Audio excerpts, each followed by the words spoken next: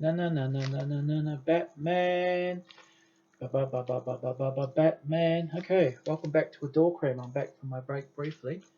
Tomorrow will be the 30th anniversary of the Batman album, and I thought I'd better get on the bandwagon and do just a quick video about it. Originally, I wasn't going to review the album like I'd reviewed Parade, Song of the Times, and Love Sexy because everyone else has put out videos espousing panegyrics about how much they loved this album and how it was just such an amazing album and it was so strategic in Prince's life. Now, this is a different flavour. I mean, Prince's friend was talking about debate and having diverging opinions. Generally, I am not a fan of this album. I consider it a poorly contrived occasion and by far a squandering of his legacy and the beginning of a very long decline. Okay, there are some reasons for this, but before we go into it, I'm just going to show you some of my stuff. For some reason, it's not my favourite album. I just seem to have an absolute morass of singles and everything else about it. Okay, so this is the album, the original vinyl album here. You know, this is in good condition. I bought this a few years ago. It's in pretty good state, except someone put like a knife mark across the cover. But apart from that, the record's unaffected and everything. We have a CD as well. This CD I would have bought back in probably the 90s. Okay, and this is what the original CD looks like, which was actually quite colourful for the 80s, considering most 80s CDs were playing. You've got the purple lettering there, and yep, I might just open the booklet up, you know, which has got like all the lyrics. It's got pictures of the Joker and Batman. Then you've got, you know, more of the Joker, because the Joker was the main part of the first 1989 movie. You've got lyrics here, basically. You know, more of the Joker and Vicky Vale. You know, Batman, of course. And finally, at the end, we've got Gemini. Half of his face is in shadow. It's obviously the light part must be, you know, Prince, the nice part, and the part in the dark is the evil Gemini, basically. And yeah, so that's what the album looks like. And also in addition, they also issued out a special limited edition bat tin, which is like a metal tin in circular shape, and inside was like the CD with the big bat symbol on it. I don't have it, but apparently it's actually quite rare and valuable now. Okay, also I seem to have a morass of singles. I've got two of the Bat Dance singles, 7 inches, which I think is quite funny. And this was actually a #1 hit in New Zealand, spending 4 weeks at #1, reaching the #1 spot on the 16th of July 1989. It was knocked off for a week by some act called Edelweiss, I've never heard of it, and then spent 3 more weeks at the top, so it was actually Prince's biggest ever hit in New Zealand. And was also his first #1 hit and only one of two. The second #1 hit was The Most Beautiful Girl in the World, which also spent 4 weeks at the top, but did not sell as many copies as Batman. Okay, and these are Australian record pressings because in 1987 New Zealand stopped making records, so these are actually Australian pressings, which are much thinner. I've got the 12 inches of that one. Okay, this is a plain one. It's just Batman Edit, and also the LP version, 6 minutes. Then I've got this beautiful Femi Jaya thing. Some guy called Femi Jaya. This is a remix disc of 4 songs, as you can see. I've managed to get this a few years ago at Real Groovy and only paid $8 for it. Fortunately, I bought it before Prince died. Now probably worth a fortune. And I actually really like that logo. You know, but so basically I've got now 5 copies of this song, which I don't even consider that's that great. Okay, I think that's karma for you. I've got a little 7-inch single of Party Man. Now, I actually like Party Man a lot more than Bat Dance, basically, and I'll tell you why. So, we'll Feel You Up as B-side, again, a sublime song. Some of the best songs from the series are the B-sides. We've got Party Man 12-inch single with the purple party mix on the back. Now, this I bought right back in 1994, and unfortunately it's got slightly warped because it must have been left in the sun at some stage during the wilderness years of the late 90s. Again, it's another Australian pressing. Now, I don't have any copies of The Arms of Orion, the third single, but for some reason I just seem to have a gamut of Scandalous. First of all, a CD single. Again, I mean, you get used to looking at that weird image of Prince in that bright red zoot suit, and that's what the original 1989 CD single looks like. There was also a 3-inch one too, but I don't have that. We've also got a vinyl single, again, Australian pressing. The vinyl single does not have the beautiful Sex Suite, which Jay and Nutshell's out. It's just got the short song, Scandalous. I'm talking about you and me, marvelous baby, can't you see? And When Tour in Love. This is how I really got to like the song long before the rest of the Sign of the Times. Love Sexy album, because When Tour in Love was the B-side of the single I bought in the mid-90s. And I actually like that more than Scandals. And then, of course, the big 12-inch single, which is in almost brand new condition, which I'm really happy with. And as you know, it's got the whole suite. It's got Sex and When Tour in Love again. And on this side here, you've got the 3 songs. You see the Crime, the Passion, and the Rapture, basically, which features Now, Jay and Mr. Ants were talking about Honey. I can tell you some more about the story. One of the stories I read was that apparently Prince and Kim went into the studio and started recording, and apparently there was a jar of honey, and the honey got smeared all over the mixing unit. God only knows what Prince was doing with the honey. My guess is he had put it all over Kim Basinger and was licking it off her. Who knows, basically. But anyway, Kim and Prince's relationship didn't last very long. I mean, apparently at the same time he wanted her to star in Graffiti Bridge. She said no. Then Madonna said no, and then finally you're left with Ingrid Chavez, basically. So now we talk about this album. Part of the reason why I'm not a big fan of it, and please hear me out, guys, and I'm going to get a lot of hate for this.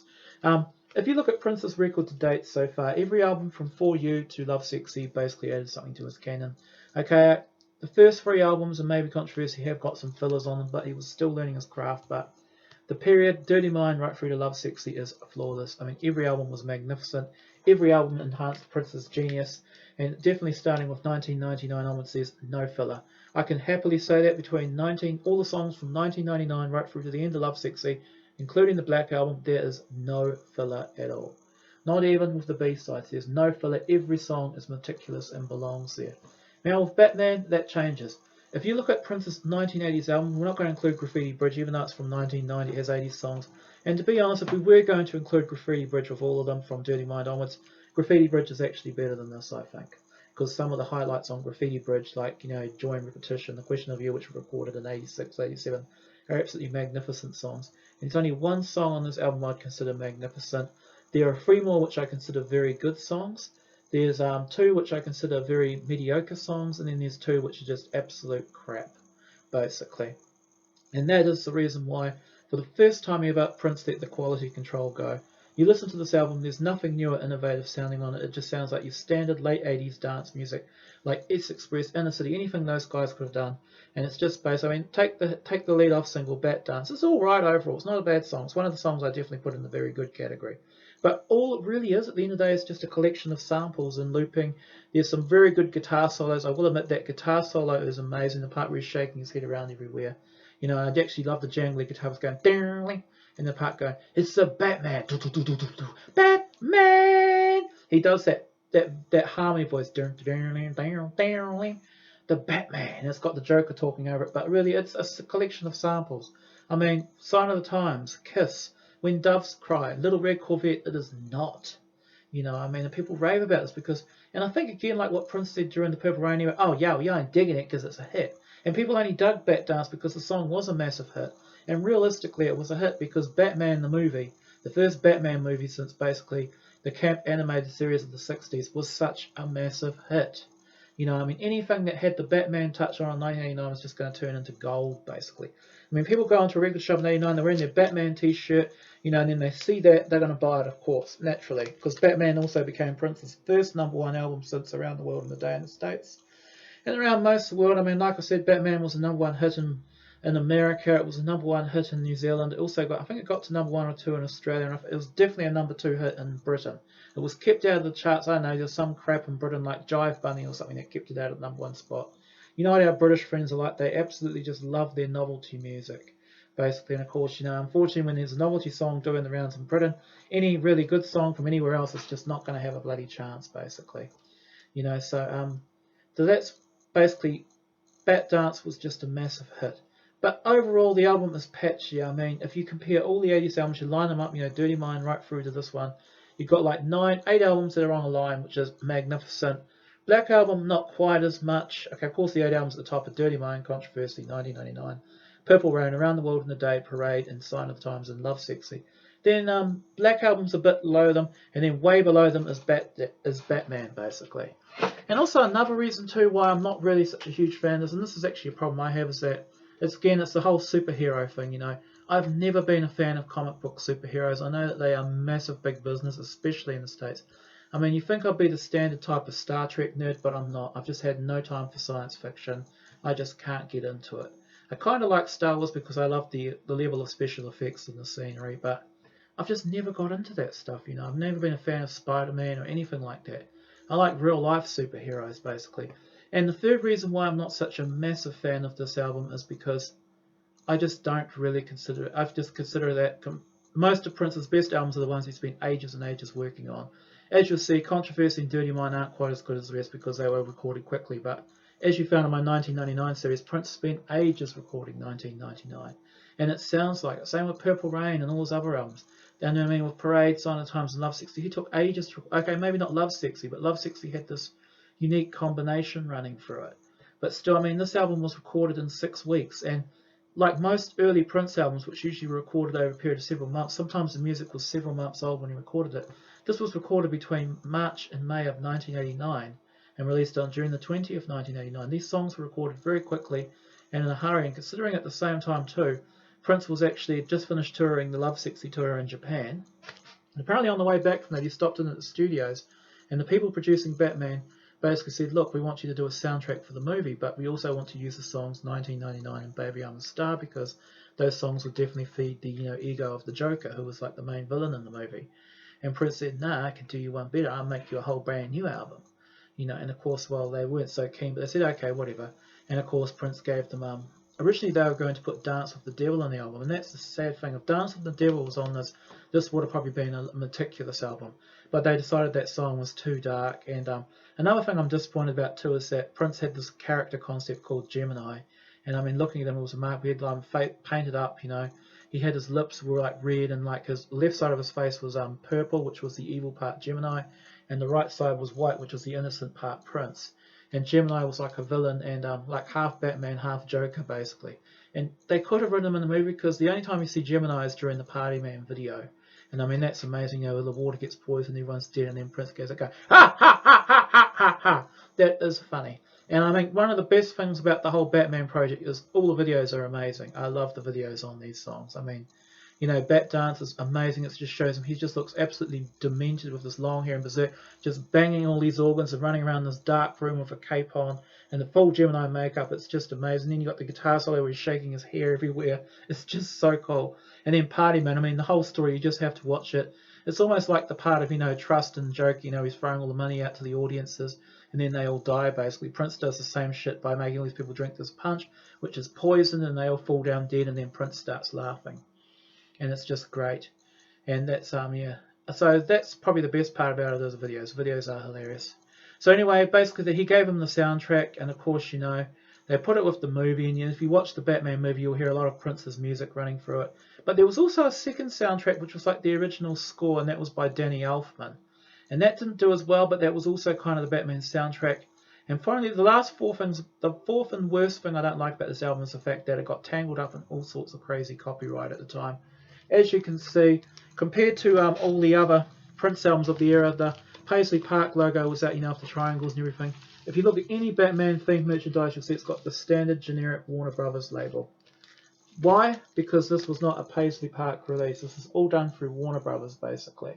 And as a result, Prince could not get the masters to us until very late on. It was almost impossible to buy the CD in the stores after about 1990-91, and it was just all sorts of copyright nightmares got tangled up in it, because there was a mountain of official merchandising with the whole Batman thing. I mean, basically, it was almost like there were some toyetic characters like the Joker and everything else.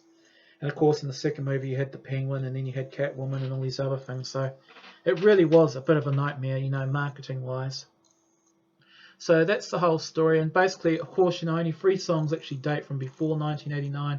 And that's basically, of course, I think Trust, The Future, and Electric Chair, I think, are all earlier songs. I mean, some of them had something. Vicky Waiting used to be known as Anna Waiting. It was based on that woman called Anna Garcia, not Mighty, but this British-Spanish woman he fell in love with back in 1988. She turned 18 on the last day of 1988, and Prince flew her over to Paisley Park. And they were going to be together forever, and Prince tried to, make her into a star. It didn't work. He tried to build a project around it called Anna Fantastic, which included, of course, the first version of Raven to the Joy Fantastic, and also some much better songs like Fuchsia Light and Cookie Jar. Cookie Jar is an amazing song, by the way. And, of course, Dance with the Devil. People Without, I think, was going to be on it. It was actually sort of a conclusion to Love Sexy, but a lot darker and a more poppy material. Beautiful Days, another one. Yo Mister, I know that went to Patti LaBelle.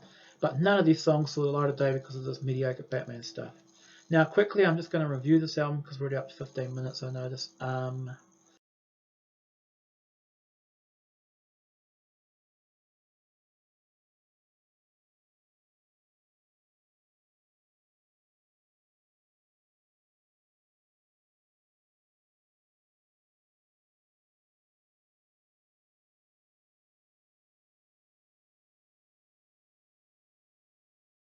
First of all, probably I mentioned that there was one excellent song, one magnificent song, 3 very good songs, 2 okay songs, and 3 stinkers. Okay, the first song we're going to deal with is definitely one of the very good songs, and it's probably the best of the 3 very good songs. So it's the second best song on the album. It's The Future. The Future starts off with, again, some Batman songs go, "What are you?" And then Prince goes into a sort of monotone going, "I've seen the future and it will be. I see the future and it works." And it's a very sort of sparse pop funk song. It's a very good song, actually. I think it's a wonderful song. It's actually got a very dark sound to it. Another part go, "Who are you?" "I'm the Batman. Tell your friends." It's definitely a good start to the album. If you just listen to the song, you think, wow, this is more 80s Prince magnificence. It is. And then we move into the second cut, which is the one magnificent song on the album. And I think it's by far, apart from this another song, maybe there's 2 excellent songs. I just realised that. I maybe have this bit wrong. So there's 2 excellent, 3 very good, 2 mediocre, and 2 shit. Sorry, so I got that wrong. Okay, so this song's definitely it's the second, Future would be third best. This song is the second best, Electric Chair. Now, Electric Chair is a wonderful, funky song. Prince is, again, he's going berserk in the song. It's about, if I'm consequently guilty for what goes on in my mind, then give me the electric chair for all my future crimes. I'm guilty for all my future crimes. If you don't really love me, then give me the electric chair. Ow! I love it. Screaming voices, really funky guitar soundtrack. And then, of course, there's that performance of him doing that performance of it with the whole band. It's just absolutely amazing. Of course, at this time, he'd actually gotten a guy called basically Michael Bland from a group called Dr. Mojo's Funk Combo, and he actually was bringing in the germs of the new Power Generation. At this time, he had the Game Boys in, he'd brought in Candy Dolfer on sax, he had Levi on bass, and it was just amazing. Of course, he still had Mike, Miko, and Fink, but it was just an amazing performance. Electric Chair is just an essential song. Some of the guitar in it is just insane. Prince is going berserk with his vocals, which I've always loved. It's like, "I'm guilty! If you don't really love me, yeah!" I just love it. And then we move into one of the mediocre songs. It's almost shit, but it's just mediocre, basically, and that's The Arms of Orion. It's a very maudlin ballad. It changes the tone. Another reason why this album doesn't work is the sequencing is atrocious. We had 2 funk bombs, and then we move into this really syrupy ballad. The Arms of Orion is a terrible song. It's very, very forgettable. Sheena Easton, she'd been working with that puppy for long enough. The Arms of Orion. That's all I can remember of it, basically. I've heard it a few times. It just sounds, floating in a sea of tranquility or something. It's just, Released as a 3rd single, it basically killed the project dead in the water. Because even though Bat Dance was a massive, massive hit, the rest of the album tanked pretty damn quickly. It went right up to number 1 and then it crashed really quickly. It was like a lot of these shitty songs that were released in the 90s and 2000s, these viral rap songs. They went in at number 1 and then they went, they sank like a lead balloon, basically. And The Arms of Orion got to number 37 on the charts and spent about 4 weeks in the charts before crashing completely. And that was because it was basically ligged in at number 37. Ligged means like where, record companies pay a lot of cash and bribe DJs to play a song so it enters the charts quite high, no matter how mediocre it is. And then we move into another song, which is definitely another one of the very good songs, and that's Party Man. Party Man is a great song. It's got a real funky beat. Again, like I said, that video is just amazing. It's very memorable, very danceable. Party man, rock the party like nobody can. Rules and regulations, no place in this nation.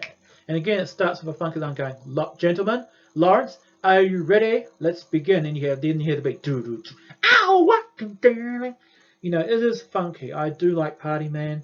And it was actually my first Prince experience in a lot of ways, because even though I nearly became a fan of Lovesexy, in '89, I've told you guys the story a dozen times, and I'll tell you it again. I bought a tape called Pump Up the Hits '89. As you know, in those days, you could, instead of buying individual albums and singles, you could buy like a tape.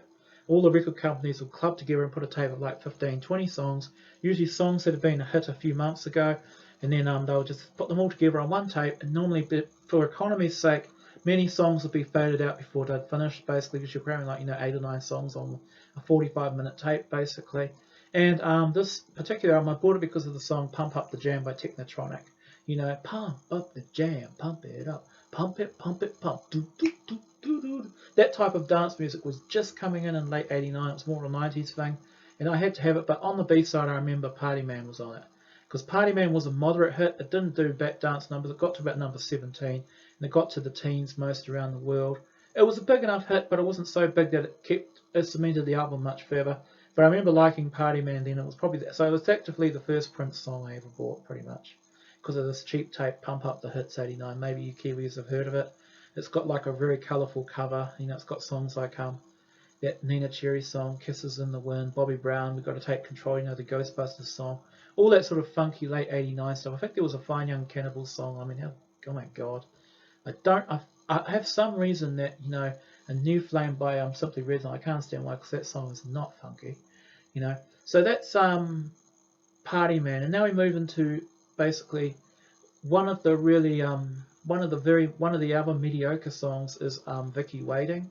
Again, there's a good beat to it, but it feeds into the theme of the movie, but it's not a very good song. I'm sorry. It's about Vicky Vale, of course. Party Man, of course, is a mixture of Prince and Joker. Throwing the party, but I just can't get into it. I'm sorry, guys. I know some of you guys love it, but no. Okay, and then we've got the two shitty songs on the album, and both of them are just going to dismiss them like that. They're just absolute shit. Trust is just basically a beat going, trust, who do you trust? Well, the only good thing about Trust is the scene in Batman where the Joker's throwing money at the people and you can hear Trust playing in the background. And there are some good, sort of like, horn lines of dun dun dun dun, ow! But it's just very forgettable. But still, the very worst song on the album is Lemon Crush. I mean, it is just the worst filler ever made. It's one of the few songs of Prince's I've given a 1 out of 10 for. It is just, the lyrics are atrocious. I'm a working at my jobber, you're the victim, I'm a robber. I mean, it's just duh. I mean, and that's what elevates Vicky Waiting above, because Vicky Waiting at least has the hilarious lyric going, I didn't know your organ was so small, and then Prince goes, I didn't know I was playing in a cathedral. I think that's quite funny. And then referring to the size of her JJ. So Lemon Crush, I mean, oh my God, I think this is just basically filler. Prince needed another song to beef up the MC. Prince, you can't give us a 7-song album, it has to be 9, so he just basically went away while he was going to toilet. He had a keyboard in the toilet and he typed out Lemon Crush. Absolute shit. And then that's a shame, because we move into the next song, which is the best song on the album, probably the greatest ever made. Mr. Ants and Jay did a 35-minute video talking about the virtues of this song. I'm not going to spend ages talking about it. I might even do a separate video about it because it's that great. But Scandalous is an amazing song. It is just one of the most sexified ballads you've ever heard in your life. I mean, it's the type of song, you hear it, you have to go have a shower afterwards. I mean, it's just so amazing.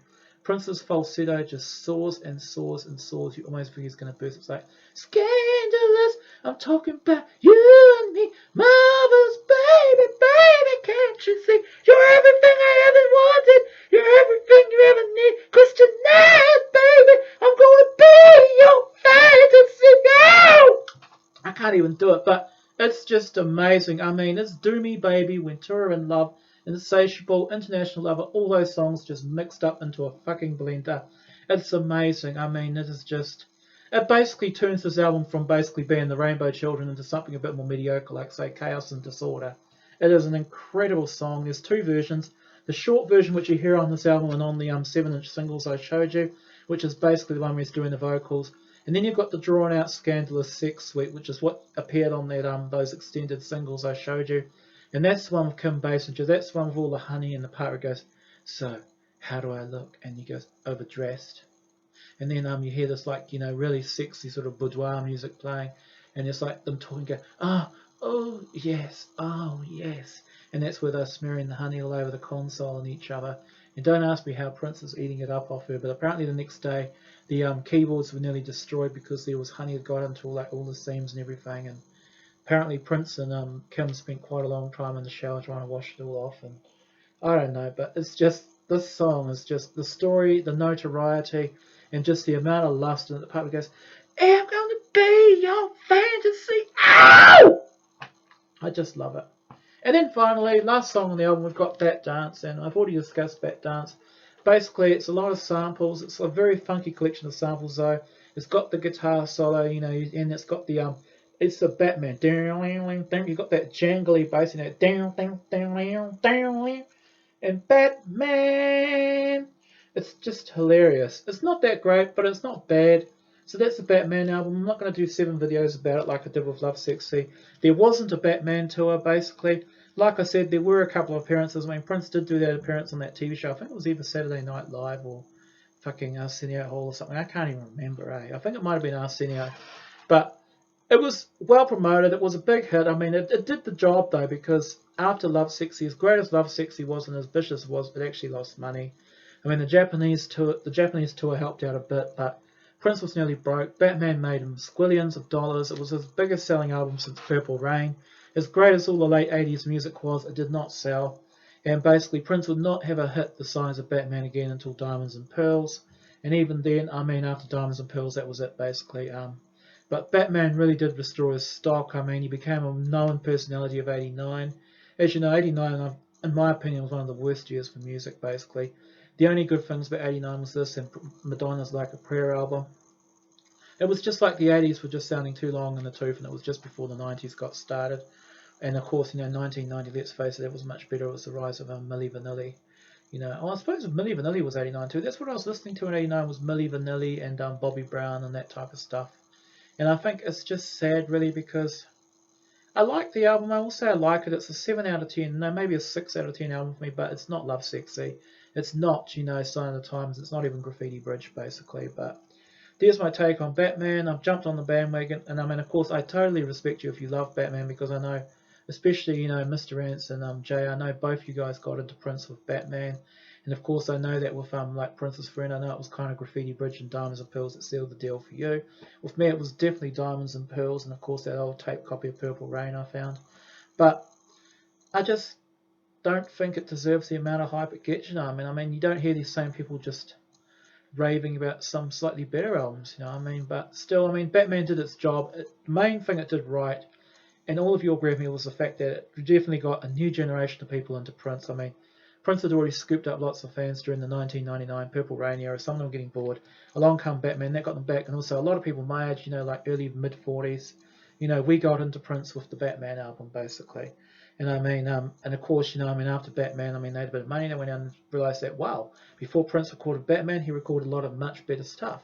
Like, say, Sign of the Times and Love Sexy. And then, wow, he did Parade and Purple Rain in 1999. And what's this album called? Dirty Mind? Oh my God, this Prince is a genius. And by the time I discovered that Graffiti Bridge had come out, I'm like, But, Joy and Repetition, what a great song. Then along came Diamonds and Pearls, and the rest is history, basically. But to me, I'm sorry to say, Batman was the beginning of the decline. Prince had been building all this momentum up to and including Love Sexy. And as you guys know, I absolutely love Love Sexy. But I'm not so crazy about this. And if you listen to the two records, this is such a radical departure from Love Sexy, I think. Love Sexy is tight, it's funky, it's just got Prince's energy, it's got his vibe all over it, and then you've got this. And maybe not now, but I am seriously thinking of doing a video about this sort of 1988-89 rave era stuff, because I really do want to talk about songs like Fuchsia Light and Cookie Jar, because they're just amazing songs as far as I'm concerned. So there you are, may you all live to see the dawn. Happy Batman Day tomorrow, because tomorrow is the 30th anniversary, and even though I will play the great songs like Scandalous and Party Man Loud, and of course Electric Chair. If I'm consequently guilty for what goes on in my mind, then give me the electric chair for all my future crimes. I'm guilty! If you don't really love me, ah! And again, the one other thing that saves the album is the screaming. So there you go.